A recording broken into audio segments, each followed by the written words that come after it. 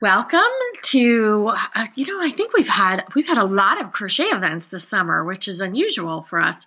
But so we have another first time visitor to the party line this year.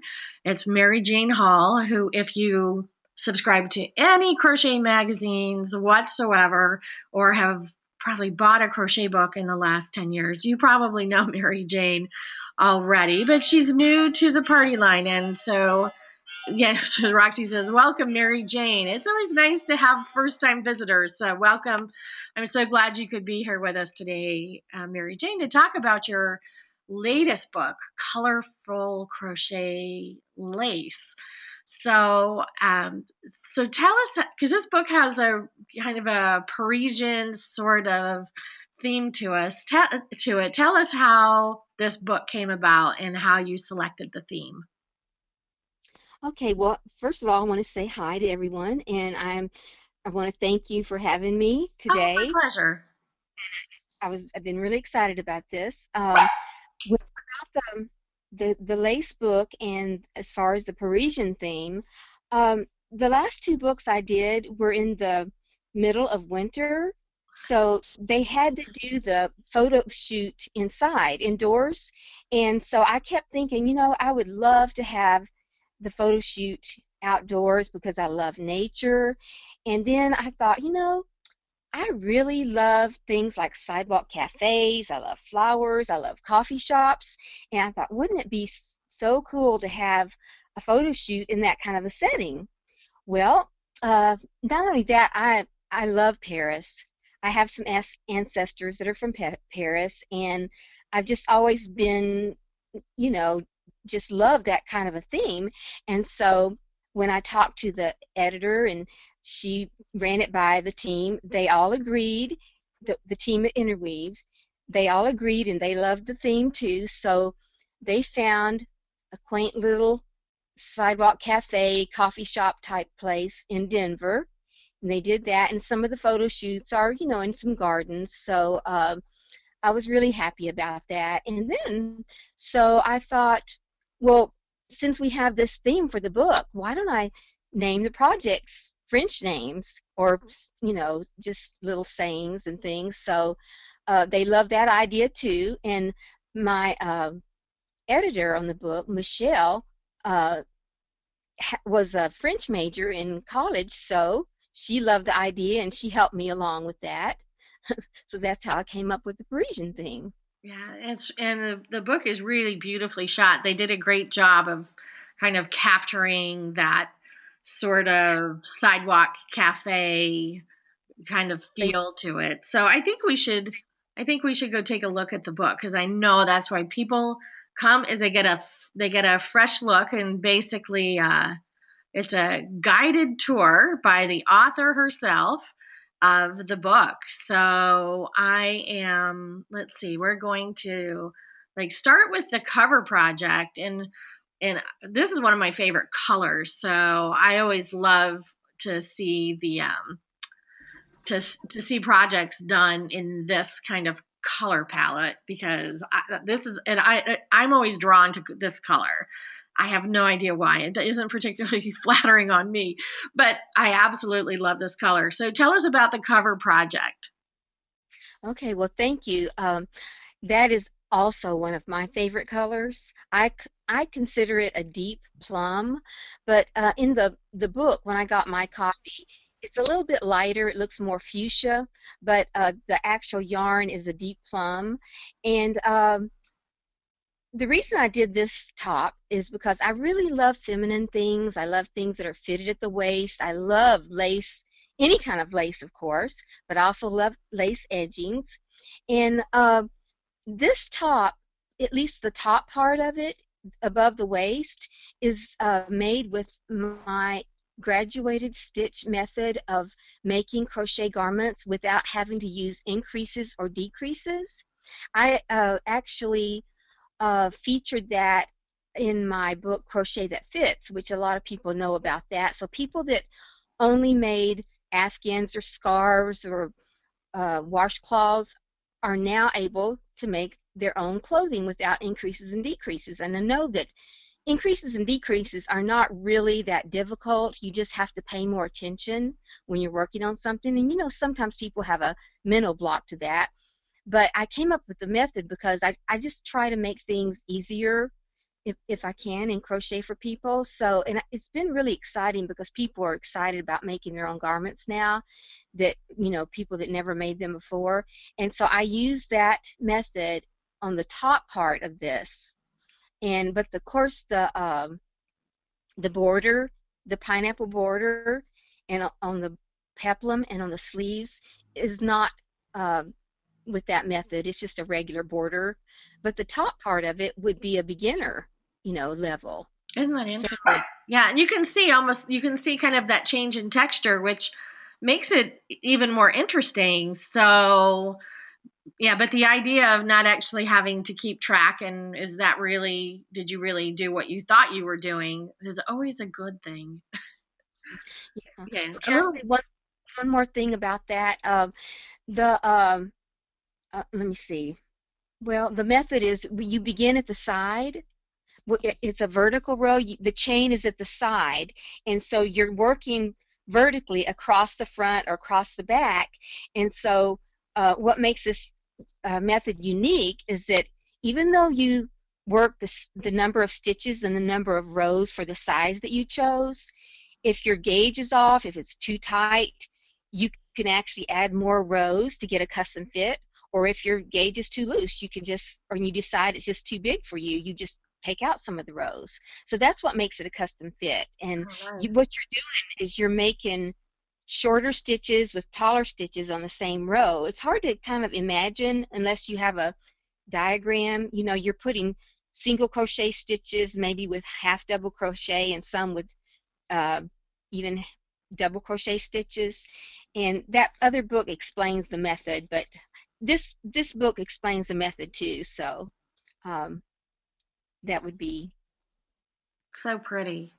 And even as somebody, I'm primarily a knitter, but I love crochet for trim. And so I'm looking at this trim and I'm thinking, maybe I would add that to a knit top. So, but yeah, this is so pretty. It's really lovely. So let's kind of show people kind of a sampling. This is obviously a sampling. It's 10 of the 22 projects in the book. So talk about this. And I just love how this is photographed with the green windows, and it's very fresh. It's really so pretty. Tell us about this top. I like that too. It's simple, but I think the edging makes it special.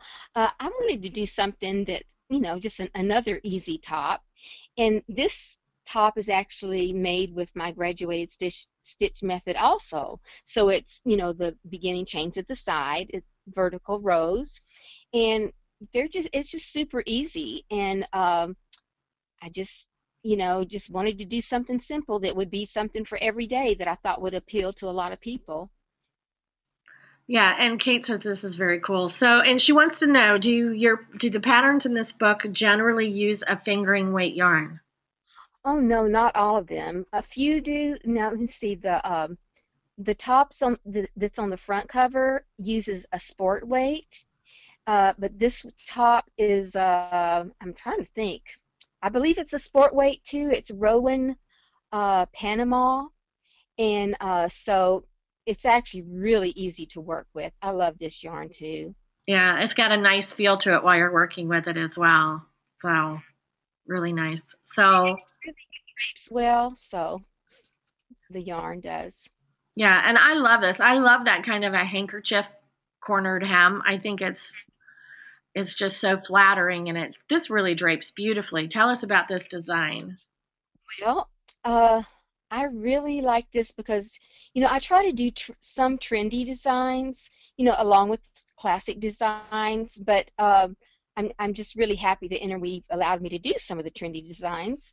And, I've seen tops that are similar to this, but this part that hangs on the bottom, maybe it's where you see a split there. I'm not sure if everyone can see that split. You could seam that part up, but the reason I left it open is because I just thought, if someone is like the pear shape or just has something to hide. It would just not really be tight around, around your body there. So it's just, and some people don't like their arms showing. So that's one reason I made the sleeves to the elbow. And I think this is just really flattering on everyone. And one thing I wanted to say, that most of the designs in this book go from an extra small to a size 3X. And there's a couple maybe that only go to 2X, but um, I just wanted to do something that wasn't quite as frilly. I mean, it's open, it's lace, it's open, but it's not quite as frilly because it doesn't have a lace border. Yeah, it's very modern looking, and Roxy said we all love hiding things, which I agree. There are very few of us who say, "Oh, I think my hips are my best feature." And Kate says this is one of her favorites. So, and then this is so pretty. This is one of those kind of 3-season type of wraps. It's really really lovely. Tell us about this. Okay, I wanted to do maybe a couple of things in the book that use lace weight, and this is one of the last projects that I did, and I was kind of on a deadline, and so I thought, how could I make this go quicker? So what I decided to do was double the lace weight. And you know what? Even doubling it, it's still very drapable. And you can even roll it up and wear it like a scarf. I mean, it's just very lightweight.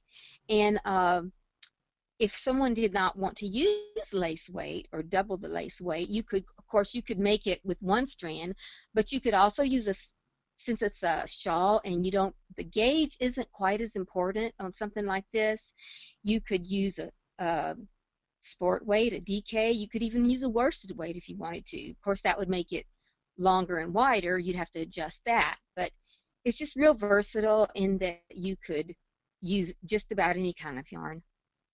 Yeah, and Juanita's asking about adjusting the length and I think also the width by the number of repeats you do, right?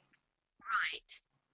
Yeah, because Hmm. I think this would be lovely even just as a scarf, with just a couple repeats deep. It's really That's right. pretty.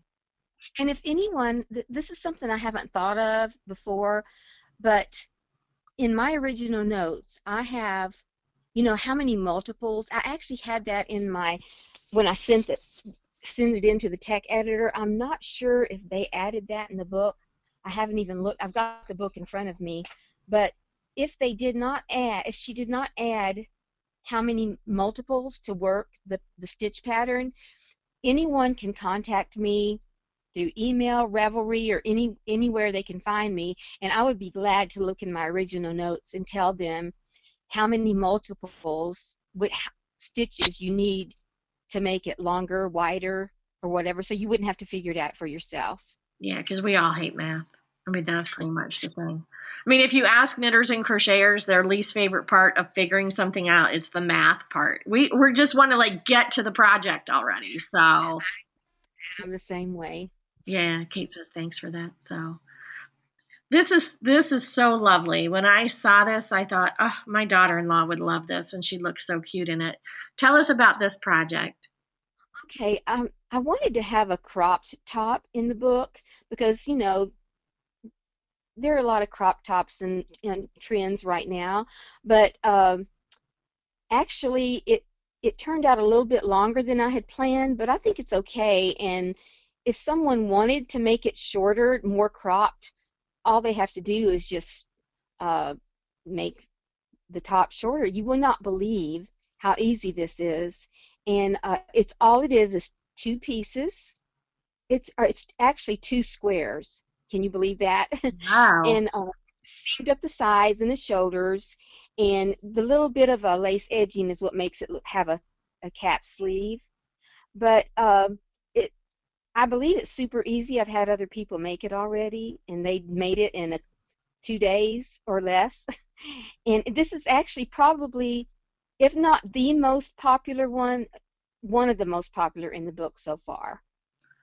Yeah, I mean, you definitely, if you gave this to somebody as a gift, they would not think this was a 2-day project. Yeah. Well, I think that, I mean, I've gotten so many good comments on this. I think it would appeal to just about any size, any age person. Yeah, so pretty. Really, really lovely. Yeah, and Juanita says this looks very Spanish to her and wants to know the sizes for this particular piece. Does this one go all the way up to 3X? I've got my book in front of me if I can look real quick. I believe it probably does. I'm pretty sure it does. I think that's in the beginning. I don't want to take up time looking for it, but yeah, without me taking time to look in the book, here it is. I'm pretty sure it does go to 3X because I think I mentioned that on Facebook once. Um, People are always asking me. Yes, it does go up to 3X, from Yeah. small to 3X. Wow. And Really and pretty. thank you. Oh, can I say something about the yarn on that one? Yeah. Okay, the yarn on this one is an actual. It's. Have you ever seen the kind of yarn?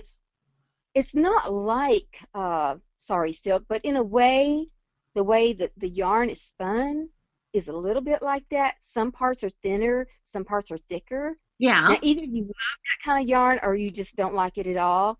But I really like this yarn, and it is. Let me see. It's Juniper Moon, and there are parts that are pretty small and parts that are a little bit thicker. So what you have to make sure you do, if you use this yarn, what you have to make sure you do is just try really hard to keep your gauge the same and don't automatically make your stitches smaller when you come to that smaller part of the yarn. Do you understand what I'm saying? Yeah, and I think that's what gives it more of that rustic look. Yes, it does. Actually, that yarn is kind of rustic when you see it in person, if you see the close-ups of it. Yeah. So it almost would remind you of jute, but it's softer. Oh, not It's yes. Softer's good. Softer than jute is good. cotton and linen, and you know how before it's washed or steam blocked, it's a little stiffer, but blocking it or washing it makes it much softer. Oh, really nice. Thank you. And then this looks like a cute, quick, and fun project. You know what? This is a quick project, and I wanted to have some things that were quick. And actually, I think a beginner could do this. It's the lover's knot, or called the Solomon's knot stitch. And this originally, I had intended it to be more of a headscarf that would you put around your head and tie it in the back behind your neck, or you could use this, the way they have it here with as a shawl. You can use it as a neck scarf. You know how you would tie it around your neck like a cow and tie it in the back, almost like the cowboy look. You know what I'm saying? But Yeah, well, this would be cute tied at the waist over a long skirt or palazzo pants, too. had that, and they weren't able, because of space in the book, weren't able to take all the pictures that I wanted to show.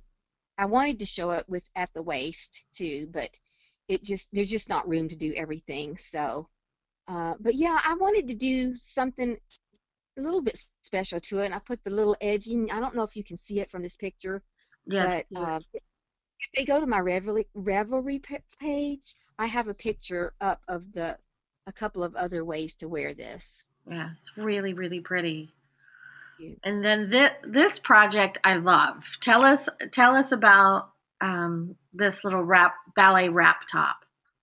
I really like this too, but I don't like the fact that you can't see the lace very well in this picture. Um, I think some of the other pictures in the book show it a little bit better. But I was calling it a shrug, but I guess it didn't really come out like a shrug. But my original intent was to do the same lace all around the bottom edge. And excuse me, when I got this finished, I thought, you know what? I think it looks good the way it is. And if someone would like to, I even tell in the book what to do. They could put this same lace edging around the bottom hem, the edge. You know what I mean? Yeah. That would make it a little bit more special. And another thing you could do, if you like, want to do something a little different, is, excuse me, where the button is. And I tried this. You could actually weave in a wide ribbon in the top with the left and the right there. You could do that and make, tie a little bow or a big bow. Yeah. Uh, Hang. You could do it at the side like that, or you could even try to do it in the center if you wanted to. Yeah, Kate says she loves this color, which I agree. This color just looks good on everybody. It's a great color. And This, Roxy loves the drapey sleeves, and Juanita loves the pattern in the color, which I agree. I think this is just one of those pieces that you would just wear over and over and over again. you know what? The color is actually prettier in person. It's a little bit, I mean, it, I don't know, it's just a little bit more, it's not bright, but it's a little bit not quite this muted,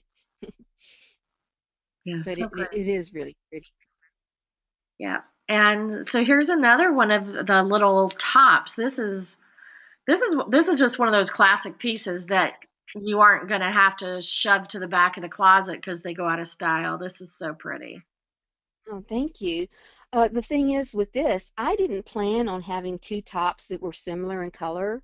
Um, when I made this what I'm calling it a t-shirt, I thought, I want to do something that's just a plain color that will go with everything. Because if you think of a t-shirt, sometimes you think of something that will go with everything. So that's why I chose this color. And when I was doing the other top that we saw earlier, the one that looks similar to this color, I really was looking for a taupe. I really love taupe, and I could not find it in the fibers, the size yarn that I wanted. So that's the only reason they're similar.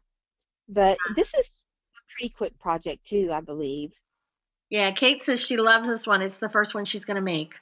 So, and Roxy said there are a lot of winners in this book, which I agree. But yeah, and this is one of those tops, you could do it in black and wear it in the evening. You could even bead along the edge there at the neck. I mean, there are just a lot of ways that you could make this very, very much your own. Another person made the V a little bit deeper, a little bit longer. And I probably would have done that if I had it to do over. I would have made the V a little bit lower. But the person that did that was a designer. She made it, and so she knew how to do it. But I don't think it would be that difficult. Yeah, so pretty. So, and then this is a really cool looking bag, and I've seen a lot of knit and crocheted bags like in catalogs and stuff now. They're kind of making a return. I didn't see them for a while, and now they're back. And this is just this tote is really pretty, and what a great market bag too to take shopping. Yes. Yeah, if you wanted it to be a market bag, you wouldn't even have to worry about the lining because most market bags aren't lined. Yeah, But I really love texture, and the stitches there in this original stitch pattern, uh, there were clusters, double crochet clusters, and I decided to do uh, popcorn stitches where the double crochet clusters would have been because since I love texture so much. So I even have in the pattern, I say that if they don't like to do popcorn stitches or they don't like any raised crochet, that they could all do the double crochet cluster stitches. So, and I also have instructions how to make this much bigger, much wider, so it'd be more like a large carry-on type of bag. And I do want to say on this bag and the other purse that's in the book, the doily bag, uh, I double lined them. So since you can see through the front, I wanted it to have a well, this one doesn't actually have a pattern, but there is a pattern on the inside. But what you could do if you didn't want to double line it with two different kinds of fabric and put the interfacing inside, you can try to find some kind of a quilt fabric that is different on both sides. So that would make it even easier. yeah, I love opening a bag and having a surprise inside. I Mm. love having a contrasting print on the inside of my bags. Whenever I make bags, I always do them that way. There's just something. It's like I have the same thing for teacups that have a design in the bottom. It's like there's always that surprise when you get to the bottom. I don't know. I'm just weird that way. So I totally get that. Juanita says this is a gem of a bag. It's really pretty. I love the color it was done into. It's really fresh. And this is gorgeous. I love tunic length. I'm seeing it everywhere. It is my favorite length for sweaters, and there's just something so, I don't know, comforting about tunic length sweaters. You feel like you're all wrapped up. So tell us about this project. Okay, I wanted to have something in the book that would be, I tried to think of every little thing, you know. I wanted to have a variety of things, of course, but I wanted to have something that could be a carry-along project. So these are just big squares. And what I did was, I formed them for this size, but then in the book, if you've seen the book, I show different ways that you can put the squares together. For instance, for the larger sizes, you would need more squares, so there's a little bit different way that I show to put them together. I show ways to put them together to be a poncho or even a short capelet, because I like variety. I like to show and give people more than what they paid for it, and give them more ideas. Yeah, You know, so pretty. And I love how where the motifs come together. To me, it looks like hot air balloons. And there's just, I don't know, there's something really elegant and whimsical about this. And Roxy says the tips on varying the patterns are wonderful, and thanks for taking the time to do that for crocheters who I really will, appreciate you so yeah, we'll get a chance to do that. And this is awesome. When I saw this, I thought, oh, I gotta find someone to make this for me. So, yeah, Kate agrees. This is beautiful. Tell us about this circle wrap here. Thank you. This is one of my favorite projects too. Um, I call it the circular shawl. But anyway, it has really, really long stitches. The yarn is lace weight, but again, you could use a different weight if you wanted to. But the reason I use such long stitches are because I thought, some people might be intimidated by lace weight because it might take forever. So using the long stitches makes it go a lot faster.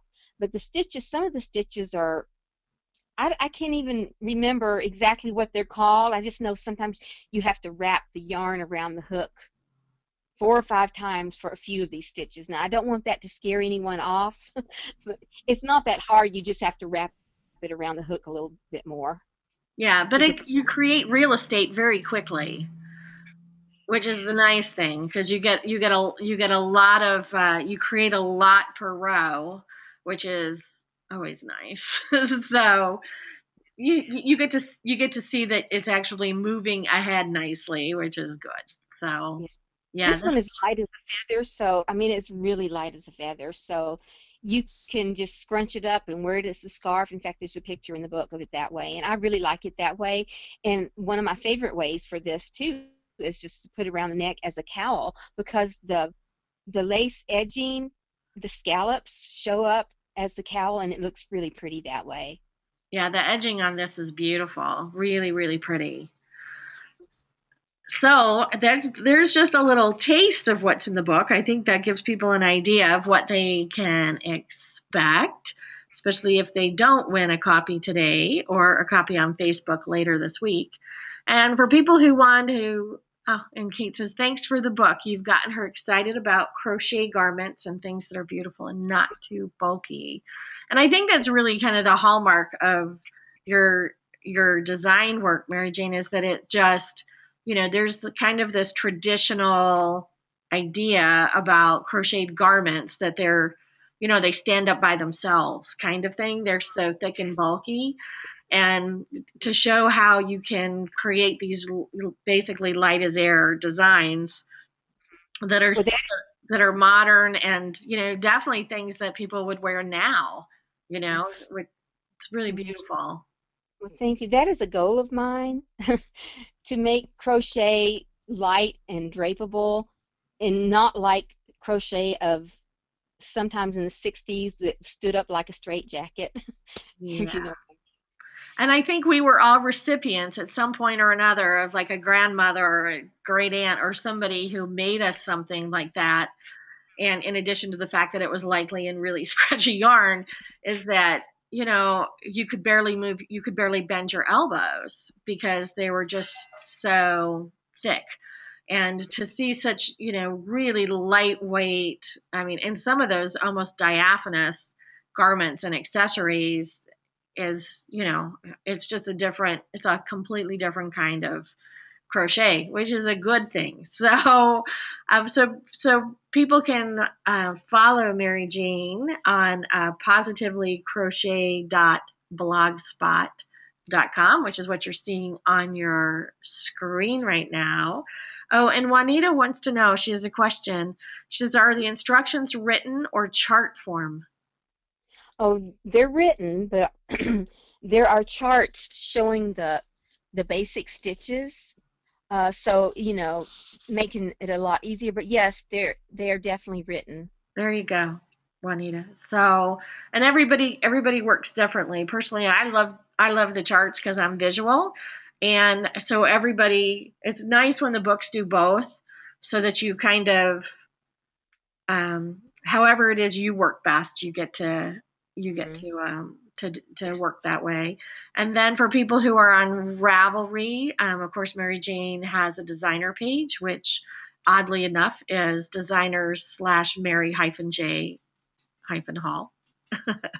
So you can check out not only the rest of the projects in this book, which you can see here, but also from her blog and from her magazine work and from her other books, so that you can check all those out there.